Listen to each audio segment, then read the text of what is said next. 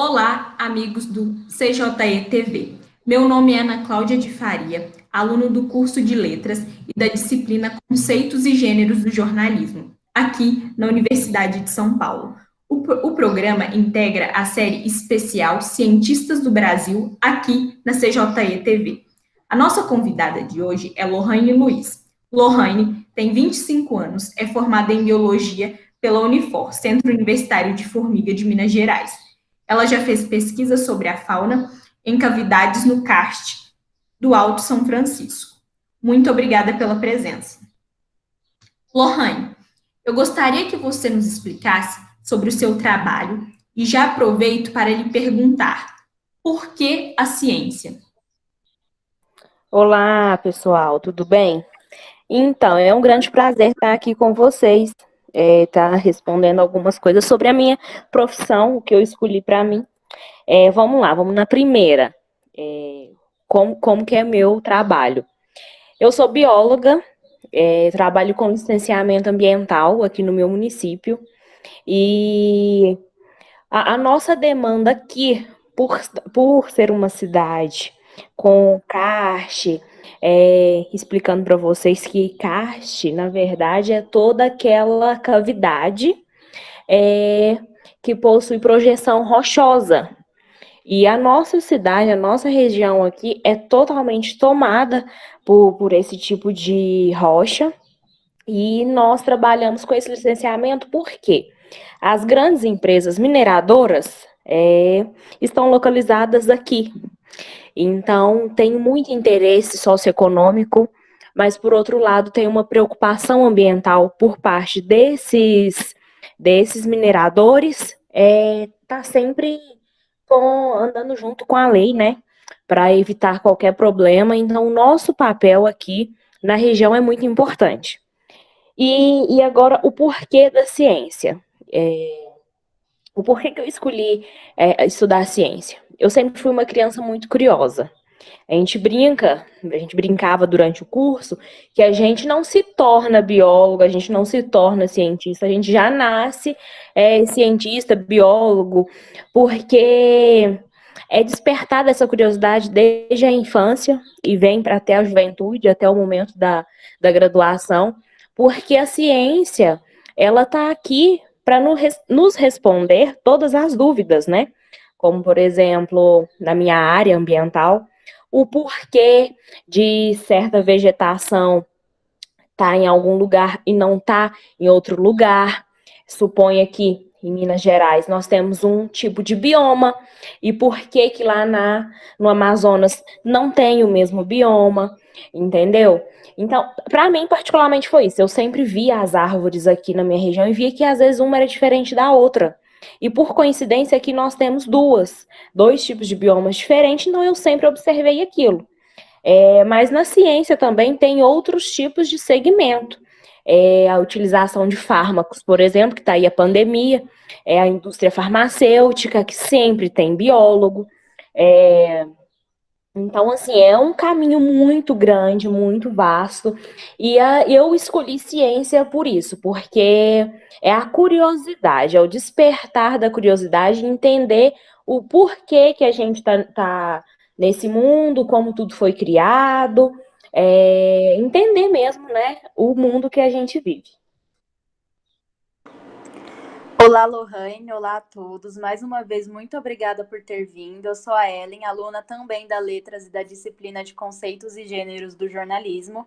E, bom, a minha primeira pergunta é: Marie Curie, entre 1903 e 1911, foi a primeira mulher cientista no mundo a ganhar 2 prêmios Nobel. Kate Bowman, ano passado, foi a cientista responsável pela primeira imagem de um buraco negro, até então invisível. Além de pioneiras, o que essas mulheres têm em comum é a força para quebrar o teto de vidro e alcançar patamares que na ciência sempre foram reservados apenas aos homens. Marie Curie pediu: seja menos curioso sobre as pessoas e mais curioso sobre as ideias. Seguindo esses exemplos, qual é o seu pedido? Então, o meu pedido para a ciência é abrir novos caminhos para as mulheres. Nós temos uma força muito grande e a gente se unindo é, é aquela velha frase, nós podemos conquistar o mundo, sim. Igual o primeiro prêmio Nobel para uma mulher. Então, mesmo hoje, nos tempos de hoje, século XXI, tem quem assusta. Tem quem se assuste com essa informação. Uma mulher que seria capaz de ganhar um prêmio tão grande, assim, no mundo da ciência, muitos homens veem isso com maus olhos, infelizmente.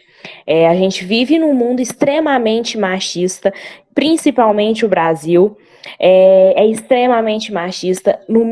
Na minha área de trabalho, por exemplo, a minha equipe, nós trabalhamos com vários homens e somos 3 mulheres.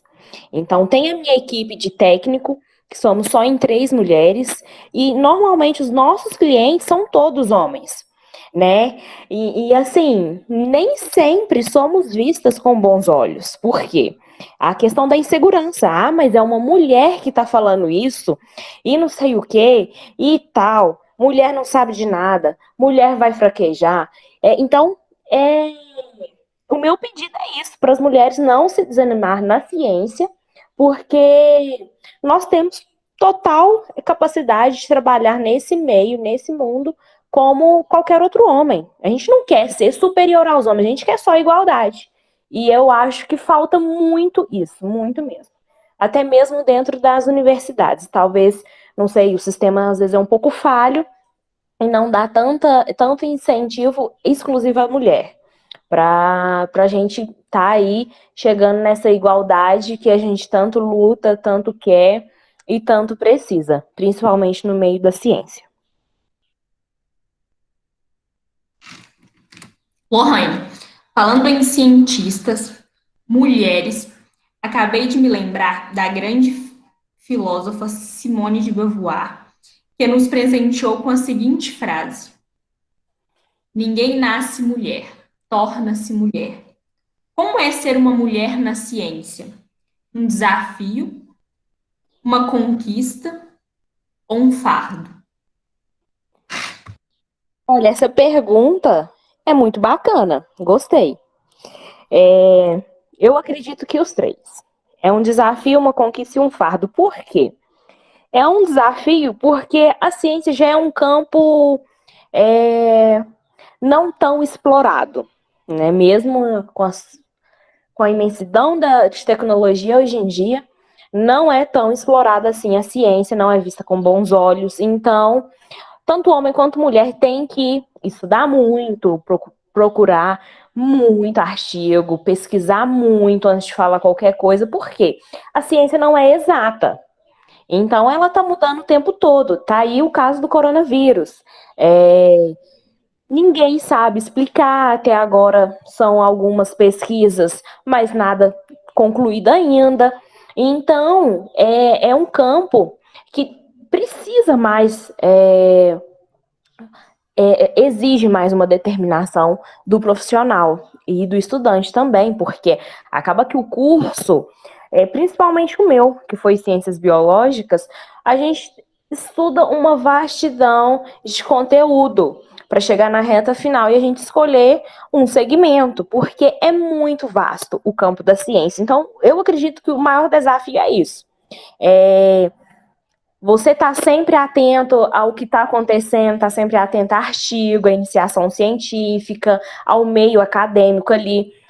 Tudo que é novo, você tem que se atentar, tanto homem quanto mulher. Agora, desafio voltado para a mulher, eu acredito que é esse preconceito mesmo, do homem ainda querer diminuir a gente diante da ciência. Às vezes o homem não acredita muito na nossa capacidade intelectual como a deles, e assim, eu acredito que esse é um grande desafio mesmo. Não tem essa igualdade de oportunidade, de reconhecimento igual o homem tem. Conquista por quê? Conquista é o contrário do que eu falei como desafio. apesar de ser uma caminhada muito árdua para nós mulheres nesse meio da ciência, esse meio científico, saber que várias mulheres já tiveram vários prêmios, tipo prêmio Nobel, entre outros prêmios, entre outros reconhecimentos, tanta mulher aí na ciência se destacando, para mim, esse é uma grande conquista. Eu acredito que nós temos muito ainda para conquistar, infelizmente a passos lentos, mas eu acredito que nós temos tudo para chegar ao mesmo patamar que os homens, o mesmo reconhecimento, eu acredito nisso. E um fardo, por quê? Nós mulheres, aí o fardo é só pelo lado da mulher, não pela profissão. O fardo, por quê? A gente precisa provar o tempo todo que a gente sabe. Então, assim, a gente já sabe, eu já sei o que eu tenho que fazer lá no meu serviço, eu já sei tudo que eu preciso para meu corpo técnico lá trabalhar comigo, mas por eu ser mulher, eu sempre tenho que estar explicando. Eu percebo claramente essa diferença. Quando é um homem, ele passa determinado serviço, fala alguma coisa para a equipe, é diferente de quando a gente fala. Às vezes a gente fala para o cliente, ele não bota tanta fé no que a gente fala, não acredita tanto, fica meio receoso. Então, a minha dificuldade, a minha pessoal mesmo, exclusivamente, a minha dificuldade é essa. Porque um fardo é esse tentar provar o tempo todo que a gente sabe, tanto quanto os homens. E isso é muito desgastante na nossa profissão, muito desgastante mesmo. Mas enfim, eu acredito que a gente vai chegar lá, sim. Eu acredito que essa igualdade vai vir, nós precisamos nos unir, vai vir. Eu acredito que sim. No ano 2015, os gastos com pesquisa científica no Brasil receberam um investimento de 13,9 bilhões. Em 2020, o investimento foi de 5 bilhões, resultando então em impactos significativos em diversas instituições, como no Conselho Nacional de Desenvolvimento Científico e Tecnológico, que é a CNPq, e na Coordenação de Aperfeiçoamento de Pessoal de Nível Superior, a CAPES. Como você analisa a atual situação da pesquisa no Brasil e como isso influencia em seu trabalho?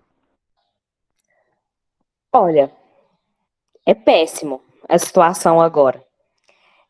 Com os cortes de bolsa, pesquisa, iniciação científica, atrapalha e muito o meu serviço. Só para explicar mesmo, a nível de curiosidade, porque vocês não são cientistas, mas nós fazemos um trabalho em caverna, que é reconhecer fauna.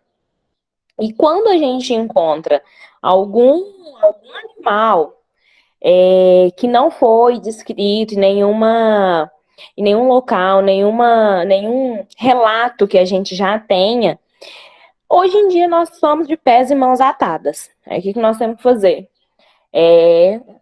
Acionar esses grandes pesquisadores para estar dando uma ajuda para a gente. E normalmente esses pesquisadores são acionados em São Paulo, Rio de Janeiro e aqui no estado também, em BH. Mas é uma falha enorme. Por que uma falha enorme? É um serviço minucioso, demorado, reconhecimento de fauna é muito demorado, porque às vezes é espécie rara e nova, que não foi descrita ainda. Então, dificulta muito o nosso trabalho. Já chegou da gente ter que esperar, tipo, 5, 6 anos até o pesquisador dar o retorno para a gente. Por quê? O empreendedor que tem uma cavidade, que possui um animal raro e não descrito, ele é impedido de minerar. Então, esse desgaste todo, essa espera toda, para saber se aquilo realmente é um animal raro, qual animal que se trata, isso é um desgaste muito grande e afeta o município, de forma geral. Porque não gera emprego, não gera o minério, que é a matéria-prima para grandes empresas, não só na região, a cidade aqui importa matéria-prima também. exporta, na verdade, matéria-prima também. Então, vai afetando, assim, muito. Aí eu acredito que esse corte nas pesquisas, corte de bolsa, vai afetar ainda mais. Nós estamos vendo aí que está afetando agora na pandemia, né? Como é falho o sistema, como é falho porque a gente não encontra essa disponibilidade, né, essa disponibilidade oferecida pelo governo, né? Então, não queria tocar nesse assunto, mas vamos falar. O governo é muito falho nisso. Quer cortar a bolsa, mas só quer cortar. Não está entendendo os malefícios que isso pode trazer para uma cidade pequena, aqui como a minha. Então, ninguém sabe disso, que precisa fazer uma pesquisa antes de explorar uma mina, tem que fazer uma pesquisa antes de explorar um kart. Então, é bem complicado isso daí. A gente pensava assim, nossa, nunca vai acontecer isso. Está acontecendo agora. Nós, cientistas, estamos assim, a um ponto de fracassar em tudo, justamente por esses cortes aí. Lohane, aproveitando a deixa que você contou algumas histórias, eu gostaria de te perguntar, você tem alguma experiência, alguma história que você passou e gostaria de nos contar? Seja boa, seja ruim, algo engraçado? Engraçado. Tem, pra caramba. Mas eu vou contar um caso, já que a gente tá falando da mulher na ciência, né? Uma vez nós fomos fazer uma visita a uma caverna. É a primeira visita, só para a gente dar uma olhada e tal, saber quais os profissionais nós vamos levar para estar fazendo o mapeamento, tudo. Se eu não me engano, tinha 9 homens. 8, 9 homens. Só eu de mulher. Gente, o pessoal abusava demais. E assim, os caras queriam fazer tudo rápido, subir, escalar, fazer rapel. E assim, me testando, sabe? Ver se eu ia cansar, pedir arrego ou não. Mas eu fui firme, fui forte lá com eles. Então, assim, essa experiência me marcou porque eu senti um certo desafio por parte deles. Parece que eu estava assim, o tempo todo me testando. Será que ela consegue? Será que ela vai ter medo? Será que ela vai desistir? Será que vai chamar para ir embora? Então, assim, é muito engraçado isso, porque apesar dos pesares, eu consegui fazer tudo que eles fizeram, né? Nós estávamos em grupo, então todo mundo tinha que fazer a mesma coisa, andar em conjunto. Então, eu acho que ficou, assim, nítido para mim a desigualdade ali. O pessoal querendo fazer um, tipo um desafio mesmo por eu ser mulher e tal, assim, cara, não vem não que a gente tem força se abusar mais que eles, viu? Porque a gente pensa com a cabeça. Então eu acredito que isso dali foi, assim, épico para mim, porque eu vi nítido as dificuldades que eu iria encontrar no meu caminho como cientista, como pesquisadora, como trabalhando com licenciamento, que é um caminho muito assim, que eu só encontro homens, é uma profissão que já foi ditada só para homens. Então ali eu percebi as dificuldades que eu teria durante toda a minha trajetória.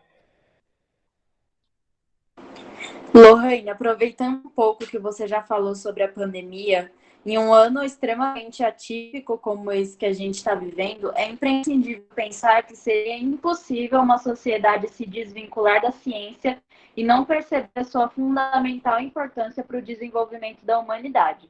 Só que ainda assim, é muito comum observar que parte da população recusa a seguir os protocolos de saúde, a exemplo até de algumas autoridades do governo.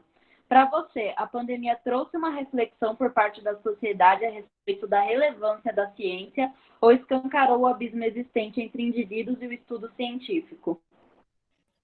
Eu acredito que a segunda opção é um abismo para o mundo científico, porque parece que nós não somos levados a sério. A gente estuda há anos, pesquisa, faz tudo, e chega uma pessoa Como eu vou explicar isso para não falar do governo, né? E chega alguém e fala que não é isso, que não tem que ter medida protetiva nenhuma, que não tem que ter precauções nenhumas, não dá a assistência devida às pesquisas que estão sendo feitas no Brasil e fora do Brasil. Então, eu acredito que quando a ideia parte de alguém como alguma autoridade, eu acho que dificulta muito, muito, muito mesmo o reconhecimento científico. Porque uma coisa é eu estar aqui falando para vocês, explicando minha profissão, meu dia a dia, outra coisa é eu falar para milhares de pessoas num país. Quem vai me levar a sério? Quem vai acreditar em mim? Vai acreditar em mim, cientista, ou vai acreditar na pessoa que está no presidente, né? Então, eu acredito que isso está afetando muito, né? Está afetando porque a pessoa, o Sozé lá da roça, ele vai acreditar no cientista ou no presidente, né? A pessoa das grandes capitais vai acreditar no cientista ou no presidente. Infelizmente, é uma ideia ruim, mas o que eu quero explicar é o seguinte: o mundo, em geral, não só o Brasil, no geral, não tem esse conhecimento científico e não sabe como que as ideias são embasadas, como que as pesquisas são embasadas, como que chega a determinada conclusão, como que chega a determinado resultado. Então, eu acredito que o sistema é falho, começando por aí. Não valoriza o profissional cientista? Por aí. Por que que no ensino fundamental e médio, por exemplo, nós temos mais a carga horária de outras disciplinas e não de ciência? Por exemplo, ciência que eu falo, eu englobo física, química, ciência mesmo, e a biologia. A gente pode ver que a carga horária é muito reduzida. E por que não começar nos ensinos iniciais mostrando a ciência para o aluno, né? Eu acho que o sistema é falho começando por aí.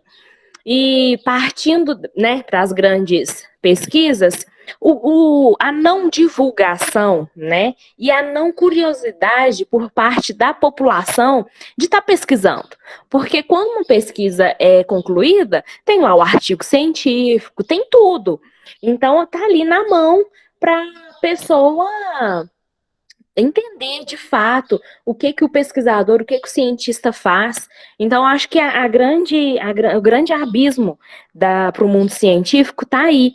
A não valorização, em primeiro lugar, e o não reconhecimento por parte das instituições governamentais e também a população, de forma geral, não conhece o nosso serviço, né? A população, de modo geral, não entende como é feita uma pesquisa, né? Eu acredito que é isso mesmo, é um abismo para o mundo científico, mas eu acredito que isso tudo vai passar, logo nós vamos ter em mãos a vacina, e vai ser só uma fase de muito aprendizado, e talvez seja um aprendizado para exploração e reconhecimento de mais cientistas, não só no Brasil, mas no mundo inteiro, e reconhecimento das mulheres também nesse meio científico.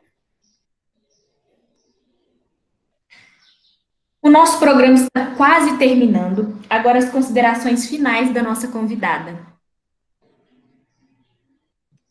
Eu queria deixar de recado para vocês. Não desistam do mundo científico, não desistam da pesquisa. Eu acredito sim, tá? Passos lentos, mas eu acredito no reconhecimento da ciência de um modo geral, no mundo inteiro. Vamos fazer a nossa parte, vamos conquistar os nossos direitos, vamos nos unir, né? Porque nem sempre tem essa união. Mas vamos nos unir, vamos lutar por essa nossa causa de reconhecimento, vamos levar informações às pessoas. O meu recado é esse: vamos nos unir e levar informações às pessoas, né? O mundo geral precisa disso. Então, nós agradecemos novamente a presença da Lohane, bióloga e cientista, e o nosso vídeo também se encontra disponível no site da CJE TV. Produção, coordenação e apresentação, Ana Cláudia de Faria e Ellen Tamarose.